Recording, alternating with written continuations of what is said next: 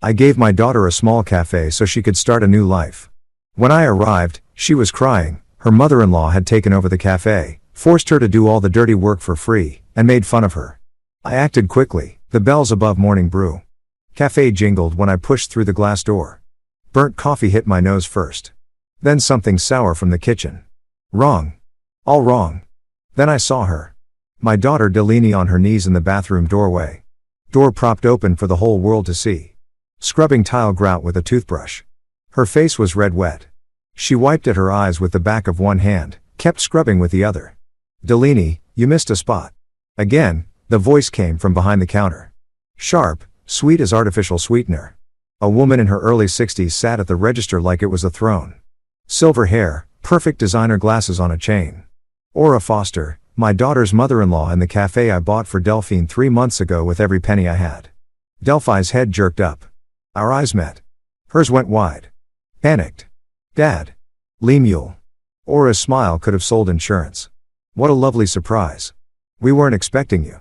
My jaw tightened. I came to see my daughter. I walked toward Delphine. And her cafe. Our cafe, dear. Delaney and I are partners now. Laura tilted her head. Didn't she tell you? The toothbrush fell from Delphine's hand, clattered on tile. Hi, Dad. Sorry, her voice cracked. Finishing something. Partners. The word sat in my chest like spoiled meat. I'd spent 35 years as a health inspector. Knew when something was rotting. Travis sat in the corner. Delaney's husband, Ora's son, laptop open, eyes down. He shifted in his seat when I looked at him, but didn't speak. One customer in the whole place, an older woman at the window table. She stared into her coffee like it held answers. Let me help you, honey. I reached for the toothbrush. Oh, no. Lee Mueller stood, smoothed her skirt. She needs to understand proper cleaning standards. The health inspector was very clear last month. My hand stopped. What health inspector? Ora waved dismissively. Just routine. Delphine had a few oversights. We fixed everything. Her smile widened. Oh, you'd know about that, wouldn't you? Your old profession. The coffee machine hissed behind the counter. Steam rose. I counted to 5. Travis. I turned to my son-in-law. How's work treating you? He barely looked up. Fine, Dad. Busy. He's been such a help here or answered for him. Managing the finances, dealing with suppliers. Someone needs to handle the serious work. I can handle, Delaney started. Sweetheart, we've discussed this. Stick to what you're good at. Ora's voice dripped honey. The baking. Deli's hands curled into fists. She stood, grabbed a rag, moved to the nearest table, started wiping in circles. Fast circles. I ordered coffee from Ora. Not from my daughter. Had to. She poured it with theatrical precision. Tell me what you think of our blend. I've made some improvements to the sourcing. Our improvements. Every word. A tiny knife. The coffee was weak. Bitter. Wrong temperature. I'd shut down restaurants for less. Delicious, I said. My hand shook when I raised the cup. Coffee sloshed, spilled on the counter. Ora's eyes tracked the movement. Something flickered in her expression. Satisfaction, maybe. She pulled a towel from under the counter, wiped the spill with exaggerated care. No worries, Lemuel. Accidents happen. I wanted to grab that towel. Wanted to deep breath. Count to 10 this time. The woman at the window table stood, left without finishing her coffee. The bell jangled behind her. I'd love to see the partnership papers. I said, voice steady, casual. Business documents so boring. Ora laughed. Travis handles all that legal stuff. Isn't that right, honey? Travis nodded, said nothing. 35 years I'd inspected restaurants, watched owners lie, watched them squirm, watched them try every trick in the book. I knew guilt. I knew deception. I knew when I was looking at both. Well, I set down my cup. I should let you ladies get back to work. Oh, we're always working, Ora beamed. Running a successful business takes constant attention. Constant. But that's what family does, right? We support each other. I looked at Delaney. She stood at the far table, rag in hand, staring at nothing. Right? I said. The bells jangled when I left. Gentler this time. Or maybe my ears were ringing too loud to tell. I drove home. 20 minutes through Portland traffic, mind racing, hands tight on the wheel. Around 7, my doorbell rang. Delaney stood in my apartment hallway, eyes read. She walked in without speaking, sat on my couch, pulled her knees to her chest. I told her I was picking up supplies. She whispered. I sat beside her. Waited. The dam broke. Dad, I'm so sorry. Tears streamed down her face. I didn't want to tell you. I was ashamed. Ashamed of what? She said she'd help with startup costs. Said it was a family investment. Made it sound so generous. Her words tumbled out fast. Desperate. Then the papers. There was so much legal language. Travis said it was normal. He promised it was just to protect everyone.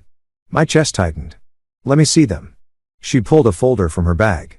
Shaking hands. I opened it. Partnership agreement. Page 1 looks standard. Page 3 made my stomach turn. Page 7. She owns 51%. Delaney sobbed. The lawyer said I can't forget what the lawyer said. My voice came out cold flat. I'll fix this. Dad, she's got money connections. And Delaney. I took her hands. Look at me. She did. I spent 35 years closing down restaurants that broke the rules. I squeezed her hands. I'll fix this fast. She left after 10, sneaking back like a teenager breaking curfew. I sat in the dark. The partnership documents lay on my coffee table. 51 pages of legal theft. My eyes drifted to the shelf. Between my vintage sanitation posters, Wash Your Hands, Save Lives, from 1952, sat a small leather wallet. I hadn't opened it in 3 years. My hand reached almost by itself. Inside, my old ID badge. Senior Health Inspector, Oregon Health Authority. The photo showed a younger me, more hair, less gray. Same eyes. Same eyes that had shut down 43 restaurants in my career. I ran my thumb over the embossed seal. A smile crept across my face. Not a nice smile. The badge sat on my nightstand when I woke. Habit kicked in.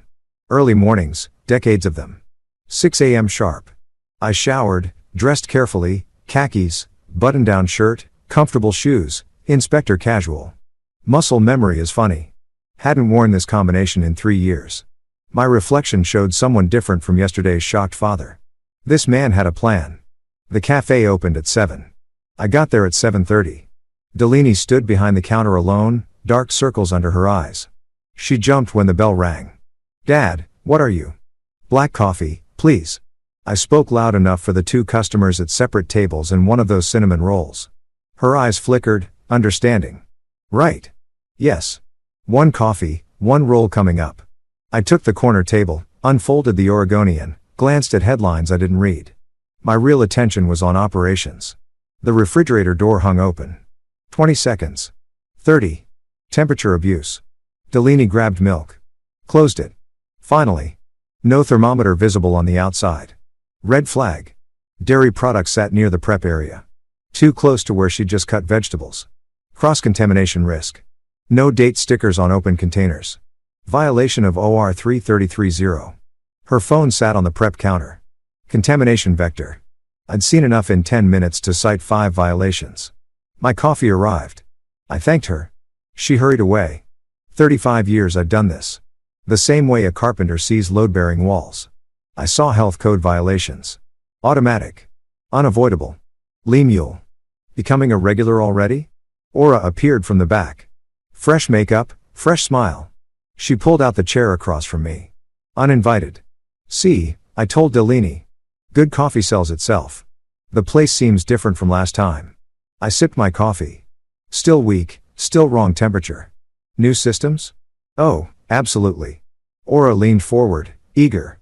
I've implemented several efficiency measures, reduced waste, optimized inventory, streamlined operations. Small businesses fail because of overspending on unnecessary things such as premium dairy for one. The generic brand is half the price. Her eyes glittered. Customers can't tell the difference. Optimize corporate speak for cheap out. I'd shut down a restaurant for serving expired milk once. Apparently, in Aura's world, expired was just another optimization opportunity. Mental note, check the walk-in fridge date labels if they existed. Smart, I said. Thank you.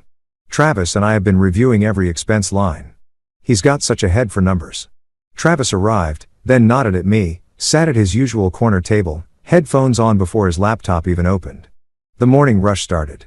3 customers became 5. Delaney moved between counter and tables. Aura stayed planted at the register. No, no, no. Aura's voice cut through the cafe. Buzz.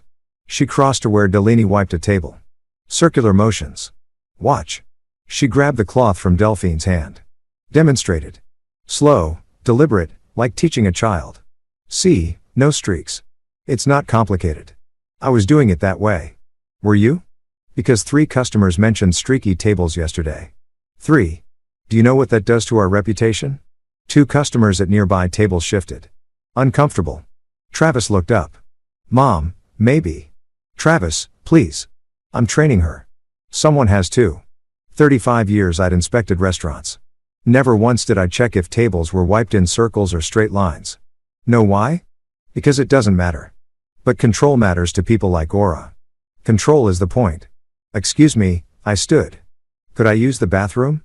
Of course, Aura beamed. Down the hall. We keep everything very clean. Lemuel would approve, wouldn't you, Lemuel? Given your background. I walked past the counter. The bathroom hallway gave me a perfect view of the kitchen pass-through. Cleaning chemicals stored on the shelf next to dry goods. Violation. Mop sink too close to hand-washing sink. Another violation. I took 3 photos with my phone. Quick, subtle. The bathroom itself was clean. Deli's work, I'd bet. But the hand-washing station had a crack in the sink basin. Minor, but citable. 4 more photos. When I returned, Aurora had taken my seat. Literally, she sat in my chair looking at my newspaper. You know what section I love? She didn't wait for an answer. Business. I read it every morning. Understanding market trends is crucial for success. I'm sure it is. Delphine never reads it. No head for business, that girl. Sweet. But Aura trailed off. Let the silence finish her sentence. I pulled out my wallet. Left a 20 on the table. Coffee and roll were maybe $6. Keep the change, Delaney. Aura's hand shot out, took the 20, smiled at me while she counted it, pocketed it. How generous. We'll put it toward new equipment. The espresso machine needs repairs. Delaney stood by the counter, staring. I left without looking back. Home laptop. 3 hours reviewing Oregon Administrative Rules, Chapter 33. The health code I'd memorized decades ago. Some things had changed. Most hadn't. My notebook filled with violations. I'd observed temperature control failure, cross-contamination risks, improper date labeling, chemical storage violations, equipment maintenance issues, all minor individually. Together, different story. Around 6, I called Dwight Clark. 40 years in the health authority. We'd trained together, worked together, closed down the Morrison Street Bistro together in 6 hours flat. He picked up on the 3rd ring. Lynn Patterson, 3 years retired and suddenly calling about health code violations. What's the occasion? Can an old friend check in? His laugh barked through the phone. You never checked in once in 3 years. Spill it. Who screwed up? Hypothetically. I leaned back in my chair. Small calf. New ownership. Several or 333 violations. Temperature control. Date labeling.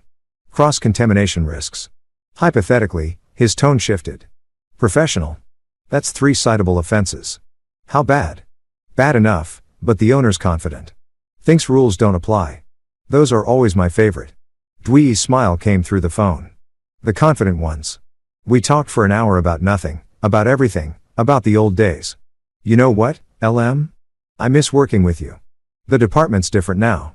Younger guys, all about computers and risk assessments. Nobody's got that instinct anymore, that feel for when something's wrong. I pulled open my old filing cabinet, the one I'd kept from my office. 43 years of contacts, inspectors, supervisors, department heads, people who owed me favors, people I'd trained, people who remembered when Senior Inspector Patterson shut down that bistro in 6 hours flat for flagrant violations. Martinez Chen O'Donnell. My finger traced down the pages. Do we? I said, voice soft. Someone's about to get a refresher course on Oregon Administrative Rules, Chapter 333. Time to see if Aurora Foster really understands what business optimization means. I hung up. In the silence of my apartment, I whispered 5 words to the empty room. Welcome to my world, Aura.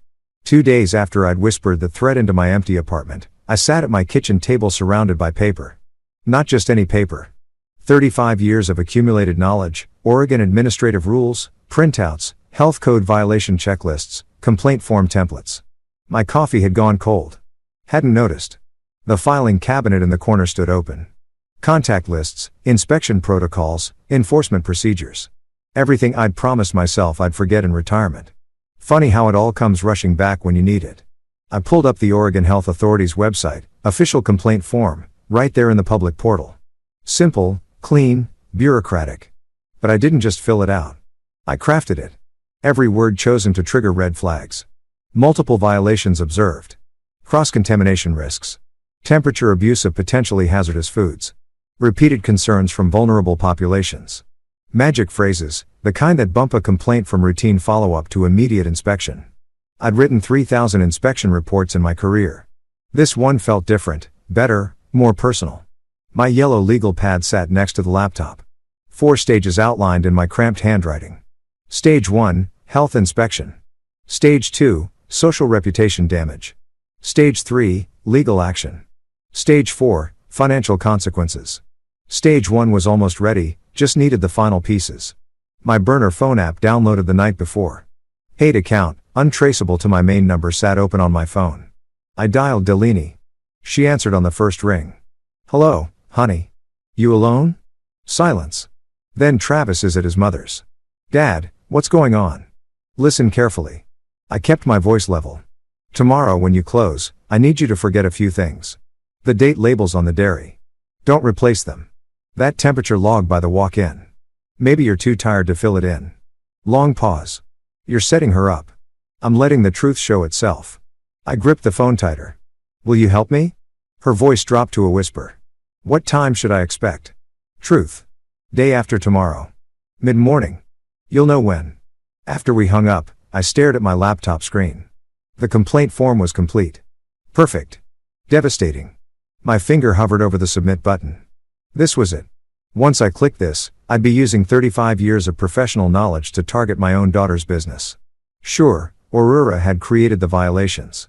Aurora had cut corners, endangered customers, but Delaney's name was on the license. Her calf, her dream, the one I'd bought with every penny I had. I remembered her face on her knees, scrubbing grout with a toothbrush, crying. Click submit. The coffee shop Wi-Fi made the upload smooth. I'd driven to a Starbucks blocks away at 3 o'clock in the morning. Paranoid maybe, but complaints were logged with timestamps and IP addresses. Back home, I opened my email. Confirmation from OA. Your complaint has been received and assigned reference number 2025 PDX 11847 stage 1 in motion. Late afternoon, my phone rang. Dewey's name on the screen. You still up? His voice was warm. Of course you are. Tell me. Pulled up the complaint. Lim, you manipulative bastard. He laughed. You wrote it like a textbook example. Hit every trigger phrase we have. Vulnerable populations. That's code red for us. I mentioned elderly customers and young children. Exactly. Makes it high risk. Automatic priority response. Papers rustled on his end. Complaints flagged. Should get assigned to a team within 48 hours. Should will.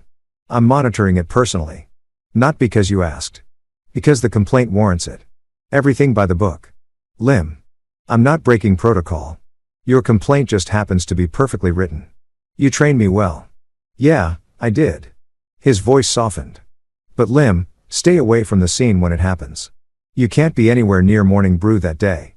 If there's any connection between you and the inspection, I understand. Do you?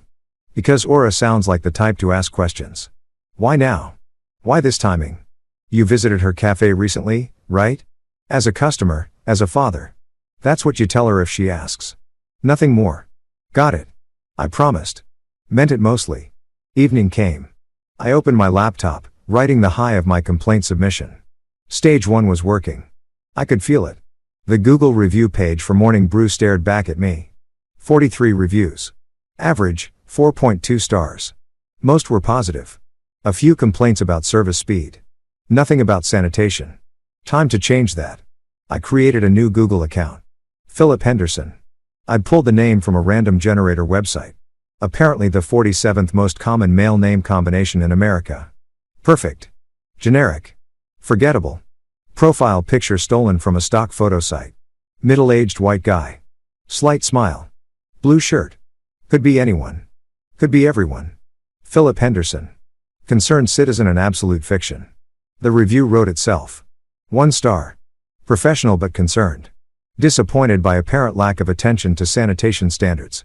Observed concerning practices during recent visit. Hope management takes food safety more seriously. My cursor hovered over post. Should I use a VPN proxy server? No. Overthinking it. Just a review from a fake account with a fake name and a fake photo. Clicked post. 11:47 p.m. The review appeared instantly. I leaned back, satisfied. 2 strategic strikes in one day. The complaint official and devastating. The review, public and damaging. 35 years I'd filed inspection reports. Never once had I enjoyed it this much. My laptop chimed. Video call incoming. Fletcher's face filled the screen. Berlin apartment behind him. Dad, you look different. Focused. I'm fixing what needs fixing. Does Delaney know your plan? She knows enough. Not everything. Fletcher leaned closer to his camera. And the legal side. Is it everything I'm doing is legal? I'm just making sure the law does its job. He nodded slowly. Dad, I'm transferring $5,000 to your account tomorrow morning. Don't argue. You spent your retirement on Delphine's dream. Let me help protect it. My throat tightened. You're a good son, Fletcher. Learned from a good father. His smile was fierce. Now go get her. After we hung up, I sat in the dark. Fletcher's support steadied me. Made this feel less like revenge, more like justice. My phone buzzed. Past midnight. Dwi again. It's done. No preamble. Day after tomorrow at 10 a.m. Martinez and Chen, they're the best we have. Thorough fare by the book. They'll find everything that's findable. Do we? Don't thank me. I didn't do anything except let the system work exactly as designed. You wrote a textbook perfect complaint. It got the response it deserved. He paused. Lim, stay away from Morning Brew that day. You hear me? If Aura suspects any connection, I understand. But I knew myself. I'd spent 35 years watching inspections unfold. I wouldn't miss this one. After we hung up, I sat listening to Portland's rain against my window. Stage 1 almost complete. 48 hours until Aurora Foster learned what 3 decades of health inspection experience looked like when aimed at her. My phone glowed. One new notification.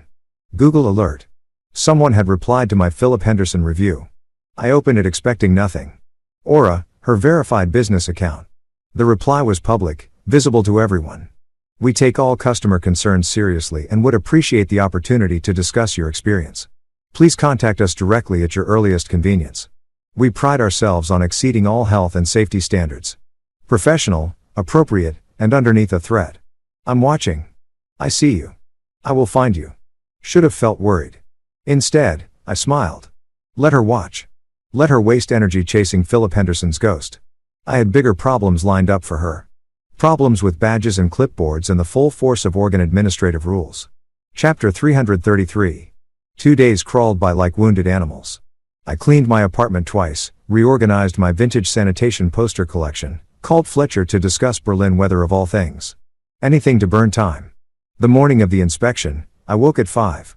Couldn't help it. Decades of early morning inspections had programmed my internal clock. By 9:30, I'd violated Dwi's instructions. Been there, small calf, across Morrison Street from Morning Brew. Perfect sightline through both establishments' windows. I ordered cappuccino, made myself comfortable at the corner table. What temperature do you keep your milk? I asked the barista.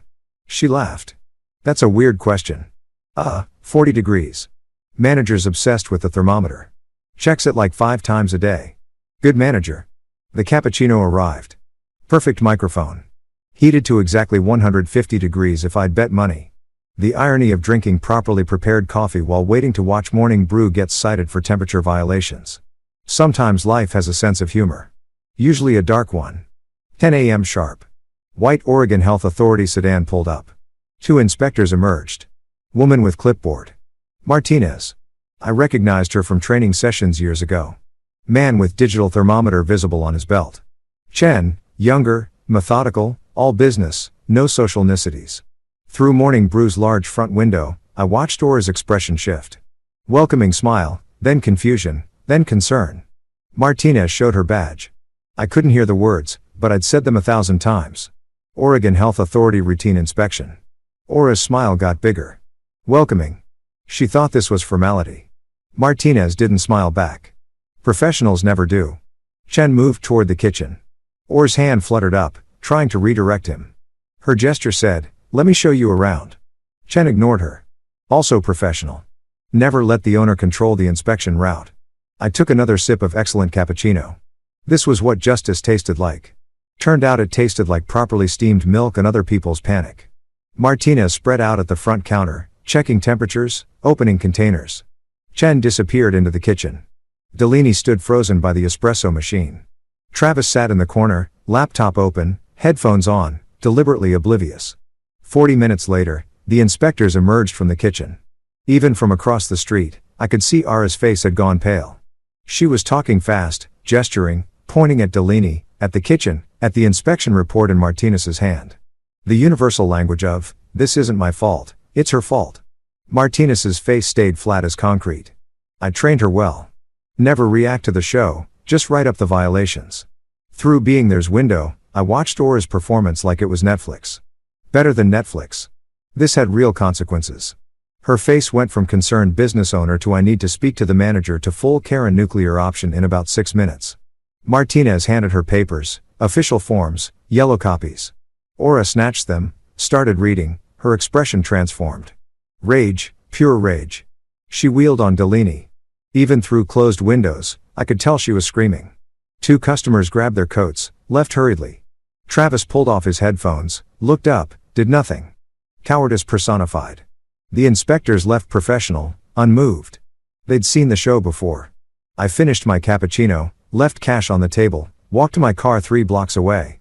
Home. 20 minutes through traffic. My hands shook on the wheel. Stage 1 complete. Late afternoon, my burner app rang. Delaney. Dad, I can't talk. She's Aurora's voice in the background. Who are you calling? Nobody. Just call disconnected. I stared at my phone, texted instead. You did perfect. Stay strong. This isn't over. Response came an hour later. She's blaming me for everything. Says I ruined the business. Travis won't defend me. Dad, I'm scared. I poured whiskey. Neat. 2 fingers. Drank it. Fletcher called around 6. How did it go? $2,500 fine. Written warning. 30-day follow-up inspection scheduled. That's huge. Dad, you did it. Stage 1 complete. Yeah, it worked. Maybe too well. What do you mean? Or is smart? She's going to ask questions. Why now? Why this timing? But you filed anonymously. There's no connection. I hope you're right. 5 minutes later, my phone rang. Unknown number. I answered. Aura's voice. Ice cold. Lemuel. Not Lem. Formal. Cold. We need to talk. My stomach dropped. Aura, what can I do for you? Don't play innocent. It's insulting to both of us. I don't know what. The inspection, the Google review, the timing. You think I'm stupid? My heart pounded. Played dumb anyway. The cafe got inspected. That's unfortunate, but these things. Philip Henderson. Ring a bell? Her voice was sharp. No, because Philip Henderson doesn't exist, but his IP address does. Want to guess what address that is? Silence. My mouth went dry. We need to talk face to face. Tonight or I go to the police with harassment evidence tomorrow morning. Your choice. My apartment. 1 hour. See you then, Lemuel. She hung up. I sat on my couch. Phone still warm in my hand. Felt something I hadn't felt in 40 years of restaurant inspections. Fear. Not abstract fear. Real concrete fear. Aura had evidence, a lawyer, resources. She could frame this as harassment, stalking, interference with business. The Google review, my own stupid Google review, was proof I'd targeted her establishment. What if I had miscalculated? What if protecting Delphine meant destroying myself? I was 70 years old, no savings left, living on Social Security and a modest pension. One lawsuit could wipe me out. My apartment, my dignity, everything. My hand shook as I poured another whiskey. Then my phone buzzed. Text from Delphine. Dad, she knows you helped me somehow. She's coming for you. I'm so sorry. This is my fault. I read it 3 times. My fault, she said. No. I drank the whiskey. Put the glass down hard enough to crack it. This was Aurora's fault. She'd stolen from my daughter. Humiliated her. Turned her dream into a nightmare. I didn't start this war. I just wasn't going to lose it. 20 minutes until Aura arrived. I paced between kitchen and living room, wearing a path in my cheap carpet. I pulled out the partnership documents. 51 pages. 51 pages of legal theft. My phone buzzed. Text from unknown number. I'm parking. Bring coffee. This will take a while. Oh, the audacity. I didn't make coffee. The knock came exactly 1 hour after her call. Firm. 3 times. Official. I opened the door. Aura stood in my hallway wearing a cream-colored suit and pearls like she was attending a board meeting. Silver hair perfect. Makeup perfect, smile sharp enough to cut glass. Behind her stood a man in his 50s. Gray suit, leather briefcase. He extended his hand. Mr. Patterson, I'm Richard Donovan, Miss Foster's attorney. Thank you for agreeing to meet with us. Us? She'd brought her lawyer. Come in. I stepped back, though I didn't agree to anything. You threatened me, and I'm curious why. Aura swept past me, scanning my apartment like she was assessing property value. The lawyer followed, setting his briefcase on my coffee table, the same table where I'd planned this entire revenge. She turned to face me. Smile disappeared. Lemuel, let's stop playing games. I know you filed that health complaint. I know you posted that Google review. I know you're trying to destroy my business. Your business? I let the words hang. Interesting choice. Yes, my business. The one I saved from your daughter's incompetence. The one you're now sabotaging. She pulled out her phone, tapped it, turned the screen toward me. Philip Henderson's review, posted from your IP address at 11:47 p.m., 2 days before the inspection. Want to explain that? The lawyer opened his briefcase, pulled out papers, placed them on my coffee table with practiced precision. Mr. Patterson, you're looking at a harassment claim. Intentional interference with business operations and defamation. Miss Foster is prepared to file. I laughed, couldn't help it, or his eyes narrowed. You think this is funny? I think you came into my home to threaten me with lawyers. I picked up the partnership documents from my coffee table, held them up. Want to talk about illegal activity?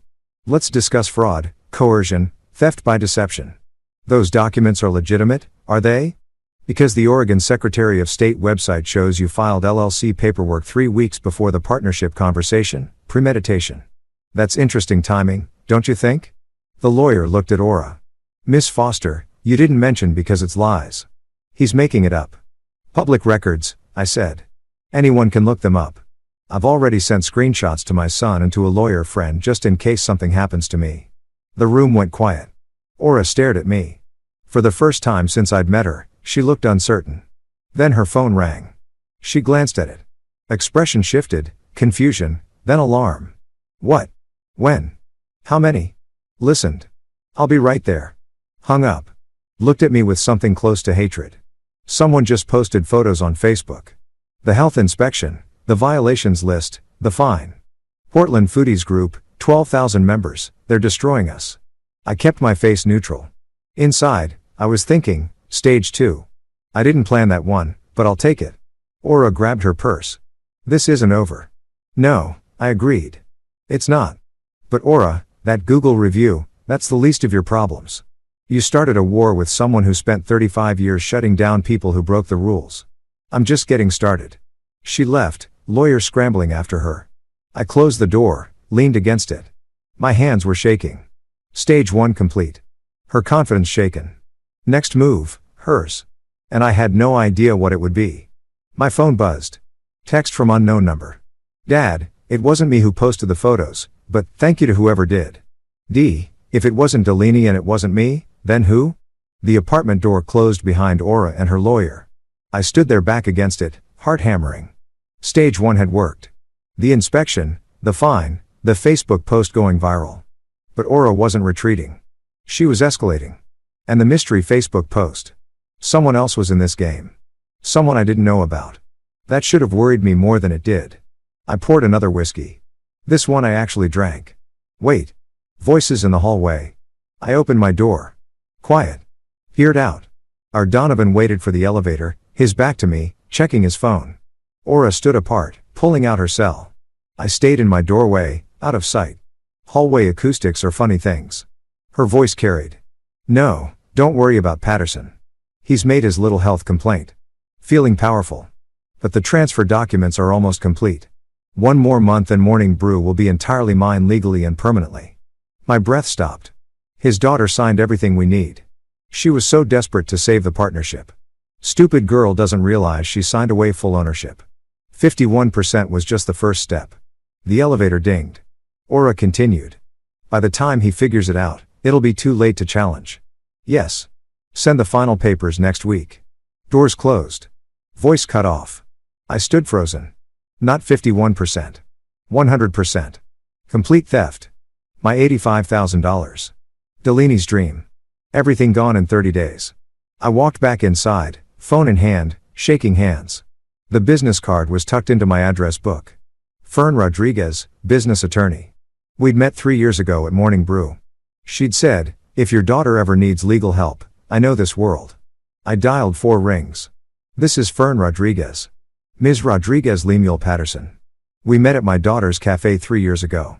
I need an emergency meeting. My daughter is being defrauded and we have approximately 30 days to stop it. Pause. The cafe with the excellent cinnamon rolls. Yes. What kind of fraud? The kind where someone steals a business through forged partnership documents. The kind that's almost complete. Long pause. Mr. Patterson, I can meet you tomorrow morning, 8 a.m. my office downtown. Bring every document you have. I'll be there. If this is what you say it is, we have very limited time. Oregon has strict statutes on partnership agreements. Once documents are filed and processed, they're extremely difficult to challenge. I understand. Do you? Because proving fraud requires substantial evidence. Do you have that? I thought about Delphine's texts, the business records, the health inspection, and the phone call I just overheard. No recording, just my word. Worthless in court. I have some evidence and 30 days to get more. Then that's what we'll do. 8 a.m. tomorrow. She hung up. I looked at my apartment. Documents everywhere. My kitchen table looked like a conspiracy theorist's workspace. Stage 1 had worked. Aura had been fined, embarrassed, exposed. I thought that was enough. Wrong. She wasn't backing down. She was going nuclear. My phone buzzed. Text from Delaney. Dad, are you okay? Travis said his mother is furious. What happened? What happened? I'd started a war I might not win. I typed. Meeting with a lawyer tomorrow morning. Things are going to get worse before they get better. Trust me. Can you do that? 3 dots. Then I trust you always. I stared at those 2 words. Always. I opened my laptop, created a new document, evidence log, or a foster fraud case. Started typing. Date, time, location, what I'd overheard, verbatim quotes. It wasn't much, but it was a start. Stage 2 was about to begin. This time it wasn't about health inspections and online reviews. This time it was about the law. And in that arena, I wasn't the expert. Aura knew that. That's why she'd brought a lawyer to threaten me. She'd been 1 step ahead. I needed to catch up fast. 8 a.m. came too fast and too slow. I'd spent the night organizing evidence, printed texts, screenshot business records, timeline, notes from the overheard conversation. By dawn, my kitchen table looked like a crime scene. Fern Rodriguez's office was downtown. Converted warehouse, exposed brick, modern glass, her name on brass plate on the 3rd floor. Rodriguez and Associates, business law. I knocked at 7:53 a.m. She opened the door herself, coffee in hand, already reviewing documents on her laptop. Mr. Patterson, you're early. Good. Her conference room smelled like expensive coffee and desperation. Mostly the coffee. My desperation was free. She spread the partnership documents across the table like a forensic investigator displaying murder evidence, which legally speaking, this kind of was. These are thorough. Fern's tone was neutral, professional. That's lawyer speak for whoever screwed, you knew what they were doing. Great. I've been screwed by a professional. Comforting. Can we challenge them? Legally, they're valid. Deli signed, notarized. Filed properly. She looked up. But if she signed under duress, if she didn't understand the terms, if Aura misrepresented what she was signing, that's actionable. We need evidence. I heard her on the phone. She admitted the whole plan.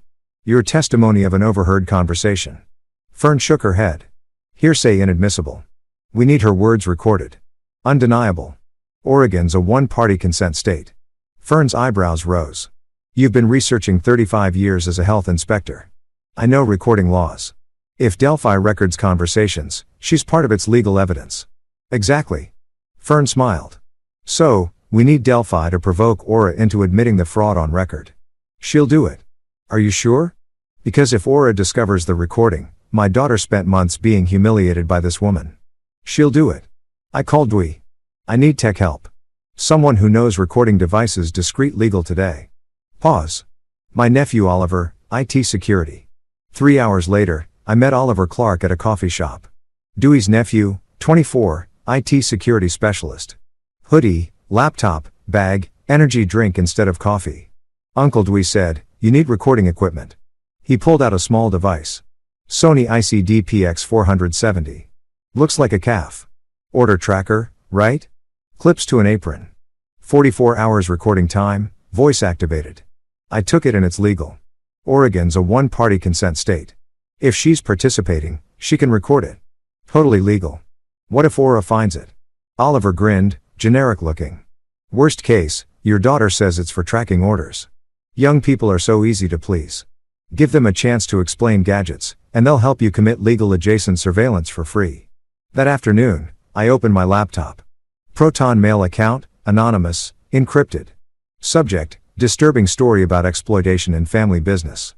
Morning brew calf. I wrote carefully. Ms. Pierce. I'm writing anonymously because I fear retaliation. Morning Brew Cafe on Morrison Street. You may remember it for excellent cinnamon rolls. The owner, Delaney Patterson Foster, is being systematically exploited by her mother-in-law, Aurora Foster. Aura pressured Delphine into signing away majority control, now treats her like unpaid labor, takes all profits, publicly humiliates her. Recent health inspection revealed violations are created. Someone needs to tell this story. Hit send before I could second guess. 3 days crawled by. Delaney wore the recorder clip to her apron. Captured hours of Aura's demeaning commands, cutting remarks, constant criticism, pattern of abuse evidence. Day 4, mid-afternoon, slow period. Travis had just left for a meeting. Aura counted the register. Delaney approached. Recorder active. And can I ask you something? What? Aura didn't look up. I've been thinking about the partnership, about the calf. Will it ever really be mine again?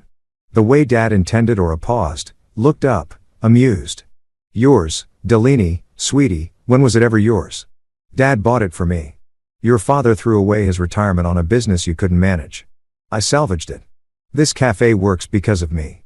But legally, I still own part of it, right? Aura laughed cold. Legally, stupid girl, this cafe is already mine. The papers you signed, they transfer full ownership. Your father just doesn't know it yet. Another month and it's final. You'll be an employee if I'm generous enough to keep you. Silence on the recording. Delaney genuinely shocked. You signed everything. Travis made sure of that. You trusted him.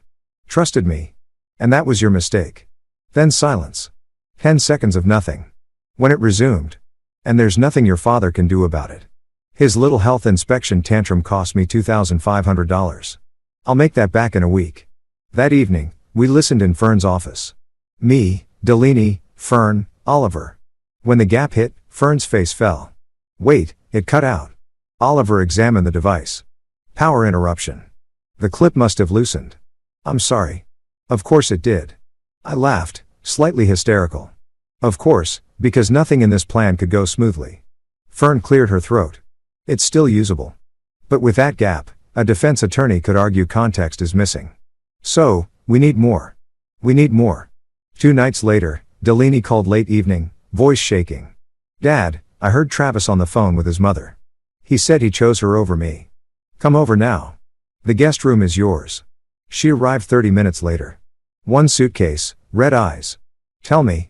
He was on the phone with Aura. I wasn't supposed to hear.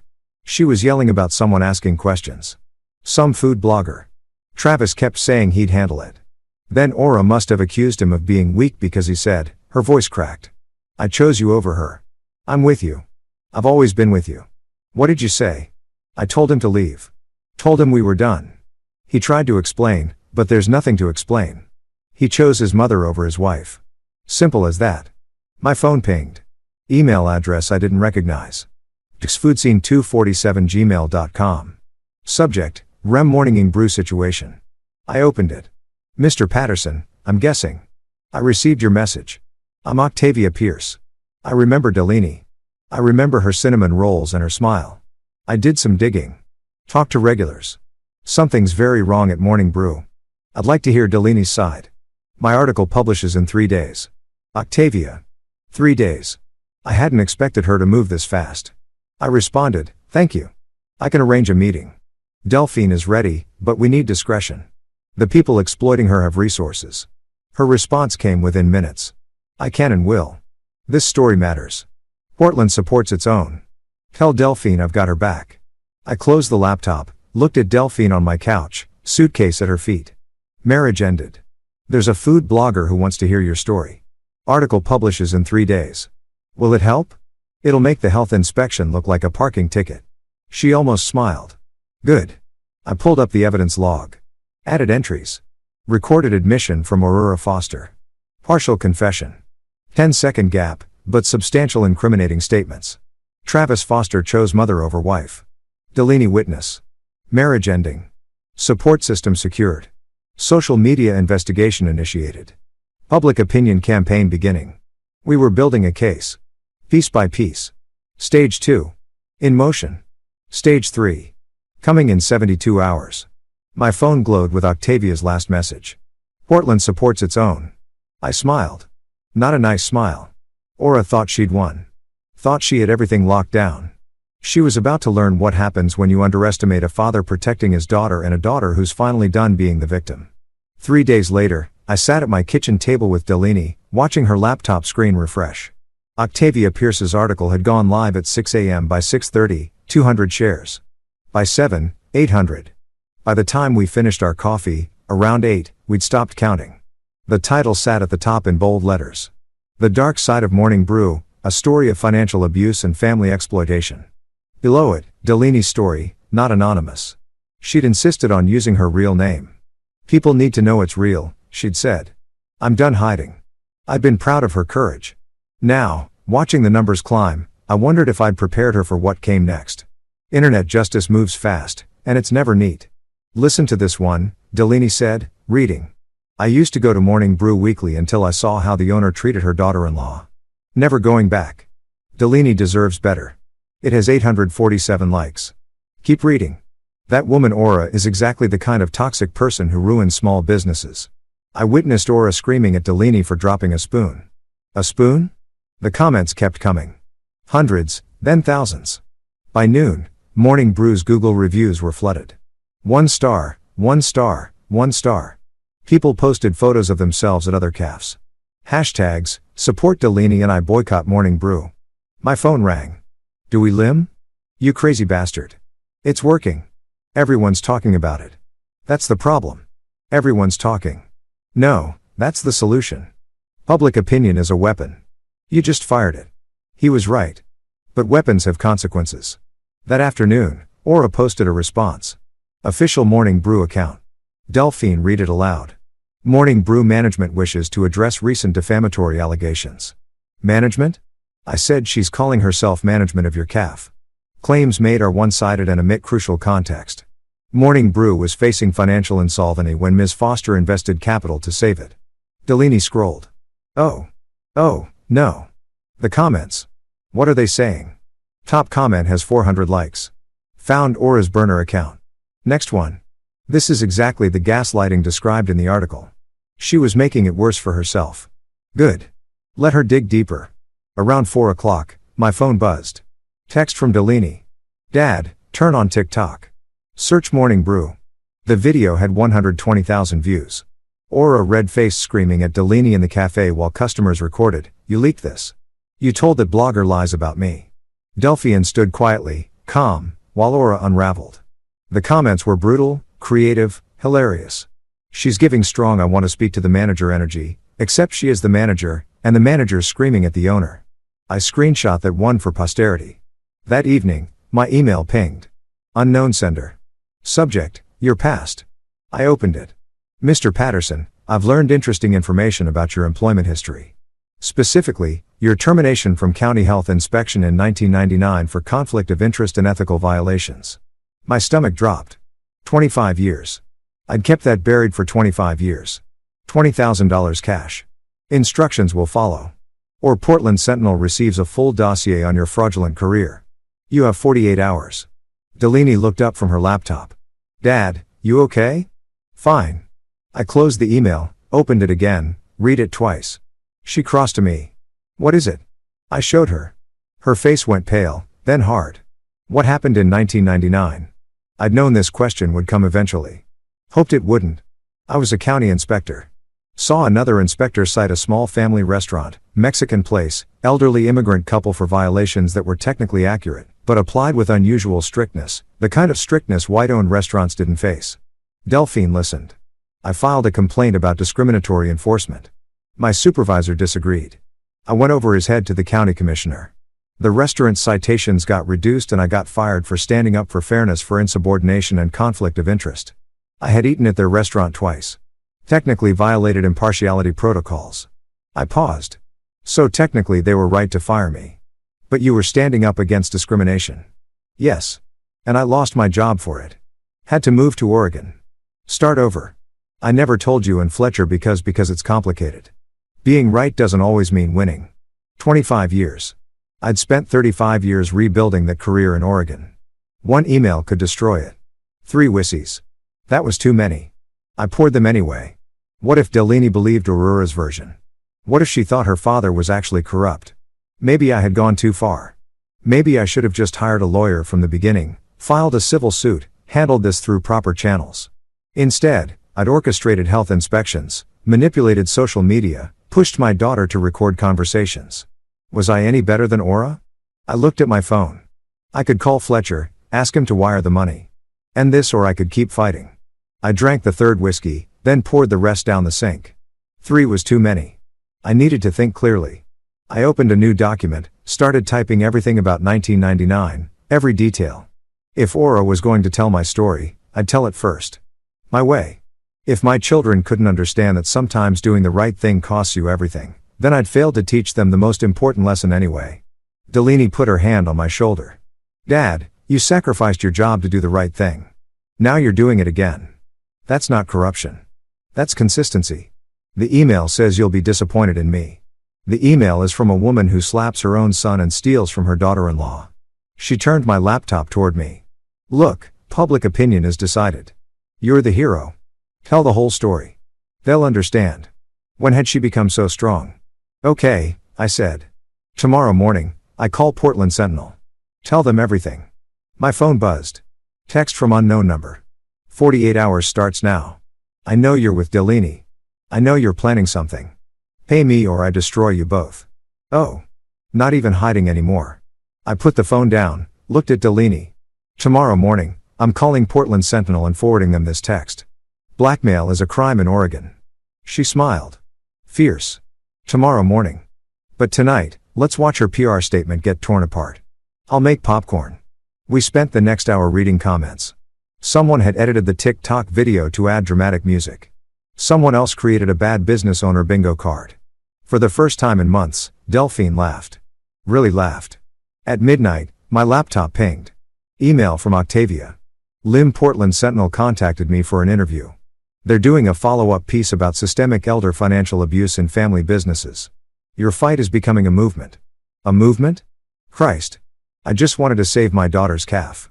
I typed back, Octavia, I'm calling Sentinel tomorrow with a story about my own past.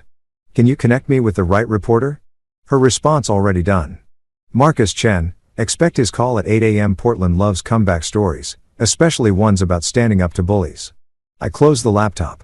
46 hours until Aura's deadline. 8 hours until Marcus Chen called. 1 week until the lawsuit hit the courts. I turned off the lights. Tomorrow, we'd tell Portland the truth. All of it, and we'd let Aurora face the consequences of threatening the wrong man. Morning came with Marcus Chen's phone call at exactly 8 a.m. I'd been awake since 6 rehearsing. How do you explain 25 years of buried history without sounding defensive? Turns out you just tell the truth. Marcus listened for 40 minutes without interrupting. When I finished, including Aura's blackmail demand and threatening text, there was silence.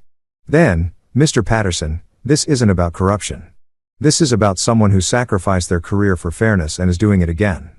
Can you forward me that blackmail text? Oregon has strong anti-blackmail statutes. This woman just committed a felony.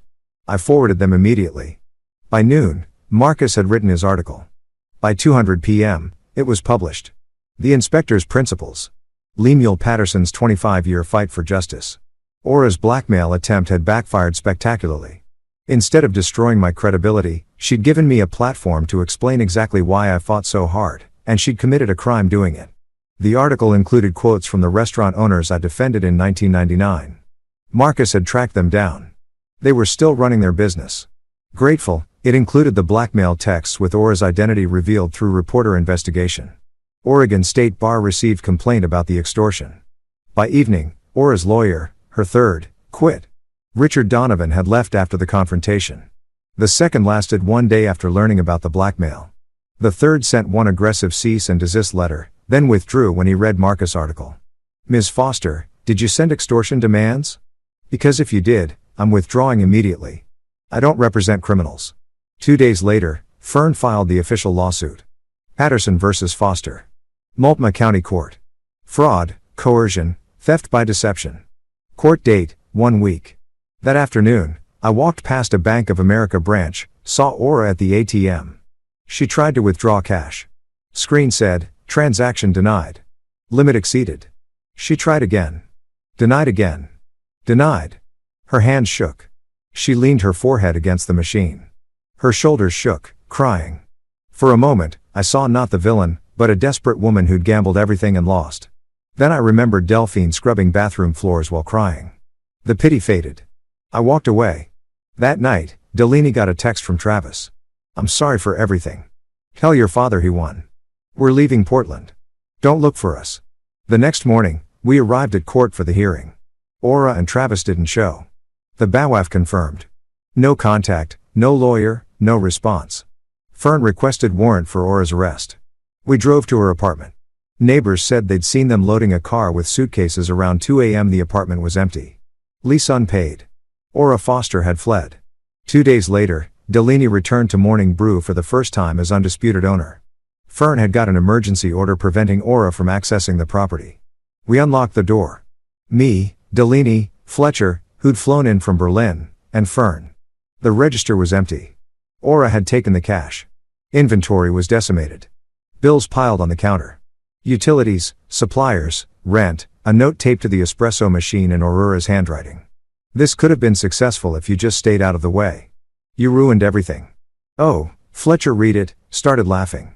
She stole your business, embezzled money, committed fraud and blackmail, and we ruined everything. Delphi took the note, folded it carefully, put it in her pocket. I'm framing this. The last words of Aurora Foster, still managing to be the victim while fleeing the state. Fern spread documents across a table with the default judgment, which we'll get since they fled. Delaney owns the CAF. Free and clear, but she inherits all the debts Aura created. How much? Delphine asked. Total liabilities approximately $70,000. Assets maybe $30,000. Net position $40,000 in debt. Fletcher cleared his throat. I have $40,000 in savings. It's yours. Fletcher? No. Not negotiable. Dad gave you $85,000 to start this place. I'm giving you $40,000 to save it. We're family. The bell above the door jingled. A woman in her 60s walked in. I heard on the news. Is this place open? Are you Delaney? We're not officially open yet, Delaney said. But I'm making coffee. I would love some. The woman pulled out a folded check. This is from my book club. We want to help. She handed Delphine a check for $800. More people started arriving. Some wanting coffee, most bringing donations, flowers, gift cards, checks, cash. One man brought a toolbox. I'm a plumber. Heard you might need repairs. No charge. By noon, we'd collected $6,000. By evening, $12,000. Volunteers scrubbing floors, painting walls, fixing hinges. Fletcher posted photos to Instagram. Morning Brew is rising from the ashes. Community support is incredible. 2,000 likes. That night, back at my apartment, I poured one whiskey. Celebratory. Delaney was asleep on my couch, exhausted, but smiling. Fletcher was on the phone with his partner, laughing. My phone buzzed.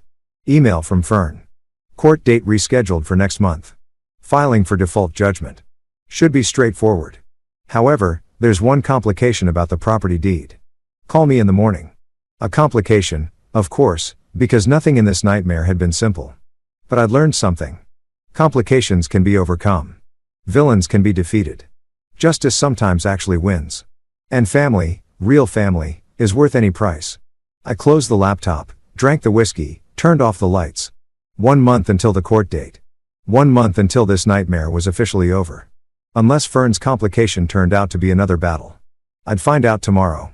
Tonight, I was going to sleep well because my daughter was safe. Her business was saved and Aura Foster was gone. That was enough. The complication turned out to be simple and devastating. Aura had cleaned out the cafe register before fleeing. $15,000. Community donations deposited as cash. Money Delaney needed for suppliers. Security footage showed her entering at 1 a.m. She still had keys. Theft. Stupid, desperate theft. I filed the police report at 8 a.m. Detective Morrison was unsurprised.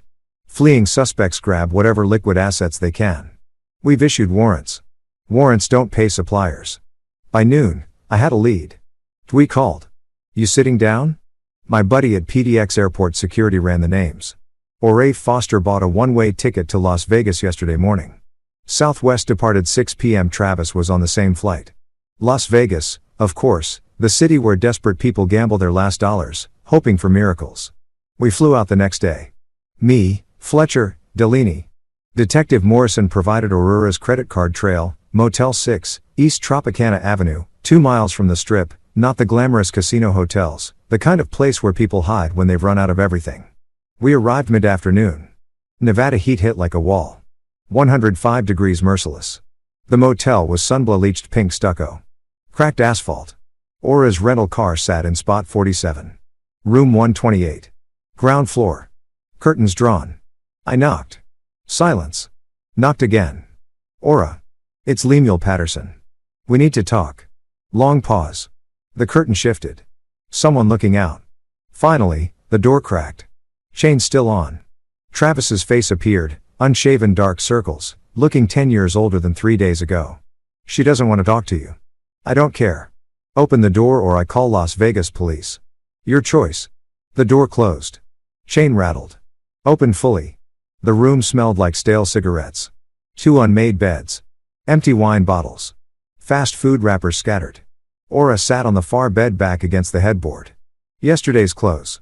Her silver hair unwashed, tangled, no makeup. She looked small, defeated, nothing like the woman who'd swept into my apartment with her lawyer. She didn't look up when we entered. You stole $15,000 from my daughter's cafe before you ran, I said. Money community members donated. That's a new low. Silence. Why Las Vegas? I continued. Did you really think you could gamble your way out? Aura's voice came flat. I thought I don't know what I thought. That maybe I'd win. That maybe I'd have money to pay you back. Make it right by stealing another $15,000 on your way out. I panicked. I needed cash. The cards were maxed. I just grabbed what I could. Delaney stepped forward. That was money people donated to help me. Community members who gave out of kindness. Aura finally looked up, eyes red. I know what it was. Do you want to know why? Aura said quietly. Why I did all of it. Greed, I said. She shook her head. When my boutique went bankrupt 10 years ago, I lost everything. Not just money, my friends, my reputation, my place in the world. I was someone. Then, nothing. Just a broke old woman with failed dreams. She looked at Delaney. When you got that calf, I saw an opportunity. Not just to make money, to be someone again, to matter. I started with genuine help, but then I realized I could have this. I could own it. The cafe became my last chance to prove I was still worth something. So, you stole my dream to rebuild yours, Delaney said coldly. Yes, that's exactly what I did. Travis stepped forward. Delelfi, I know you hate me. I deserve it. But please understand. Don't call me Delelfi. Don't blame your mother entirely. You made choices. Every step you chose. I was weak. She's controlled me my whole life. You're 37 years old. You had a choice every day. When she made me scrub toilets, when she humiliated me publicly, you could have said no. You chose comfort over courage. You chose her approval over my dignity. Travis started crying. I love you. I still love you. I don't care. I'm filing for divorce. I want you out of my life completely. Delaney, please. We're done forever. You don't get redemption. You don't get forgiveness. You get to live with what you did. A knock on the door. Las Vegas PD. I'd called them before we entered. Aura Foster. Aura stood slowly. That's me. You're under arrest on warrants from Portland, Oregon. Felony theft, fraud, and embezzlement. She extended her wrists, got handcuffed, looked at me one last time. Did you really need to chase me to Las Vegas? Couldn't you just let me disappear? You stole $15,000 from community donations meant to help my daughter. No, she was let out. You know what the funny part is? I almost respect you. You're as ruthless as I am. You just have better PR. The difference is I fight for my family. You fight for yourself. We stood in the parking lot afterward watching the police cruiser pull onto Tropicana Avenue. Travis remained by the motel room, not arrested. No proof he knew about the theft, but destroyed anyway. He looked at Delphine, mouth opening. She turned away, walked to our rental car without looking back. That was the moment of defeat, not the handcuffs. The turn back. Fletcher put his hand on my shoulder. Come on, Dad. Let's take Delphine home. We flew back that night, landed in Portland at 11 p.m., drove through dark streets to Morning Brew. The cafe sat empty, temporarily closed sign in the window. I need to see inside, Delaney said. We unlocked the door. The interior smelled stale. Most inventory gone. Aura had taken it when she cleaned the register. Delaney picked up envelopes from the counter. Bills, unpaid suppliers, final notices, started opening them. Her expression never changed, but I watched the light dim with each envelope. Dad. Her voice was small. It's worse than I thought. How bad? She spread bills across the counter. With the stolen money, unpaid suppliers, legal fees, back rent, we owe $23,000 before we can even think about reopening. Fletcher spoke up. I have the $40,000 I offered. You already loaned money. I can't take more. And $40,000 barely gets us operational. It doesn't cover inventory, staff, insurance. She looked up at me, eyes filling with tears. Dad, I won legally, but I lost everything anyway. Morning Brew is dead. I opened my mouth. Nothing came out. She was right. We defeated Aura. Gotten justice, but justice doesn't pay bills. Let's go home, I said finally. We'll figure something out tomorrow. Driving away, watching Morning Brew disappear in the rearview mirror. I wondered what was there to figure out. We'd saved the cafe legally, but destroyed it financially. Maybe Aura had won after all. Back at my apartment at 1 a.m., Delaney went to bed exhausted. Fletcher made tea. Neither of us drank. Dad, he said after long silence. What do we do now? I didn't have an answer. For the first time in this entire nightmare, I genuinely didn't know. The next morning came too early. My phone buzzed. Missed calls, text messages, emails, numbers I didn't recognize. First text, saw the news about Morning Brew. We want to help Susan. Our second, read about Delaney. Attaching donation coffees on us. Portland Foodies Group. More texts, more offers. By the time Delphine woke, my phone had 73 messages. Fletcher's had 42. News of Aurora's arrest had made the Portland Mercury, the Sentinel, every food blog, and Portland had decided to do what Portland does best, take care of its own. Octavia Pierce posted at 6 a.m. Morning Brew needs our help. Delaney fought and won legally, but faces $23,000 debt from Aurora's destruction. I'm starting a GoFundMe. Who's with me? Within 2 hours, $8,000. Delaney read messages crying, Dad, listen. We're a commercial kitchen. We'll donate 20 pounds of flour and 10 pounds of butter monthly for 6 months. And this, I'm a licensed electrician. I'll update the wiring free. That's Portland, I said. We take care of our own. Fletcher looked up from his phone. There's a Facebook group. Save Morning Brew. 4,000 members organizing supply drives. Volunteer shifts. By end of first week, $31,000. 8,000 more than needed. 6 weeks of renovation followed. Fresh paint from volunteers. New tables donated. Equipment repairs at cost. Delaney's 8-year-old daughter, Faye, helped paint a mural. Stick figure woman holding a coffee cup like a shield. Mom the superhero. Reopening day. Line around the block. Local news coverage. Octavia documenting everything. Delaney's apple cinnamon pie sold out in 20 minutes. 6 weeks after that. Aura's sentencing. Moulton County Courthouse. Orange jumpsuit. Hair pulled back. No pearls. Judge Martinez. 18 months county jail plus $15,000 restitution. Before being led away, Aura asked permission to speak. Delaney, Mr. Patterson, I destroyed your family. I stole from you. Everything they said about me is true. I am exactly the villain everyone says I am. Her voice cracked. What I told you in Vegas was true. I wanted to matter again, and I destroyed your lives to get it. That's unforgivable. I'm not asking forgiveness. I'm just acknowledging what I did. For the first time, I'm telling the complete truth. I'm sorry. She looked at Delaney. Your cafe is beautiful. I saw photos online. You did that, not me. Everything good about Morning Brew was always you. Delaney stood, walked out without a word. Aura watched her go, nodded slowly. I understand. 1 month later, a letter arrived from Travis from jail. Unpaid child support from his first marriage. Delphine read it aloud. I'm not asking forgiveness. I'm writing to tell you I understand now. I wasn't just weak. I was complicit. I chose comfort over courage. I watched my mother hurt you and did nothing. That's cowardice. You deserve better. I signed the divorce papers. No contest. I hope Morning Brew succeeds. I won't contact you again. Travis, she folded it. Put it in a drawer. Didn't respond. 2 weeks later, an envelope arrived. No return address. Eugene postmark. $5,000 check. Note from Travis. Everything I could gather. She deserves this tea. I stared at it a long time. Then forwarded it to Delphine without comment. She deposited it without comment. 6 months after reopening, Morning Brew thrived. Not wildly successful, but stable. I sat at my usual corner table most mornings. Newspaper, black coffee. Delaney behind the counter chatting with customers. Faye doing homework at a table. Fletcher video called weekly from Berlin. His photo hung on the cafe family wall next to my vintage sanitation poster. Octavia came in twice weekly writing a book about Portland's food community. Morning Brew featured prominently. Travis sent child support payments on time, never with notes, just checks. Delphine deposited them without comment. Aura still had 8 months left.